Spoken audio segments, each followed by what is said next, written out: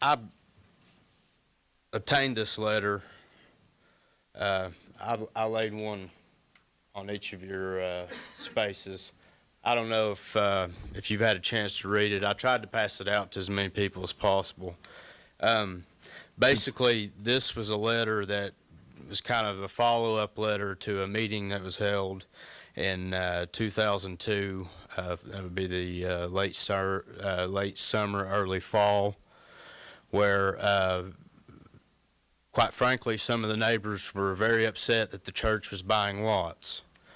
And the meeting, from my understanding, was presided by Mr. Doug Sager, the pastor of First Baptist Concord.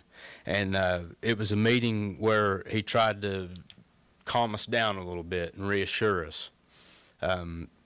We were told that the homes that were bought would be used for missionaries on furlough. In 2002, I think they owned 3. Since then, they now own 21% of our neighborhood. And, you know, I'm not going to point fingers. I'm not going to, I think it's all past that. We know those buildings have been used for things other than what they're supposed to be used for, and I'll leave it at that. The first paragraph of this letter says how we can work together, solutions that are beneficial for all. I think that meeting in this letter, I think, was a really good first start. And it's my only regret that that dialogue was not continued, because in August of this last year, we had a meeting with the church where we had a engineer or architect, engineer, a lawyer, and a committee head for the building. And basically, we were shown 2 plans. One involved leaving Bel Air the way it is, with multiple parking lots emptying onto the road, which would only make our problems worse. And the other plan is basically what we're viewing now. We were even told at the time that if the person's mother lived in there, he'd tell her to hop all over it. Now, I don't know what his relationship with his mother is, but I tend to disagree.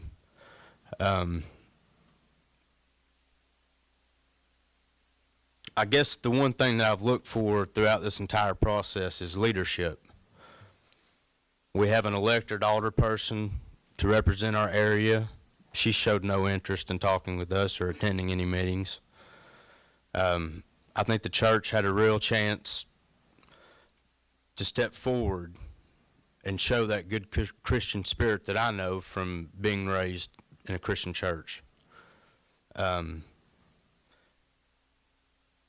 I guess I feel a little let down by Farragut, a little let down by the church, that nobody stood up and took this thing by the horns and made us get together and solve these problems.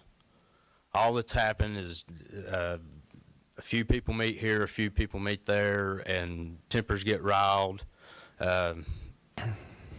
It's just, in my opinion, it's been a prime example of how government can fail a community. We've been refused documents by the town of Farragut. We've not been allowed to see them when we've asked for them, and it's not like we've showed up at lunchtime when no one was there. The church's lawyer is obviously a smart man, maybe the smartest man in the room. I hope Mr. Seymour is, but we'll see how that pans out. But the one thing I do know, and that was taught to me at Farragut High School, where I went to college, is that if you don't learn or you don't pay attention to history, you're doomed to repeat it. And what this letter here says is that we are buying houses and we will preserve the integrity of your neighborhood. And in the meeting, quote, Listen to my heart, not to my words, by Mr. Sager. These will be missionary houses. And it just worries me that all that we're giving up as a neighborhood